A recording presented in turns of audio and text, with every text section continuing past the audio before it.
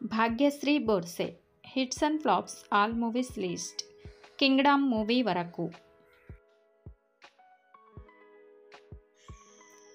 Number 1 Yaariyan 2 flop Hindi movie. Number 2 Chandu champion hit Hindi movie. Number 3 mister Bachchan flop. Number 4 Kingdom.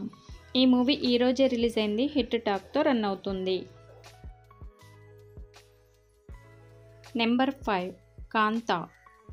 September 12న ఈ movie release అవుతుంది, upcoming movie.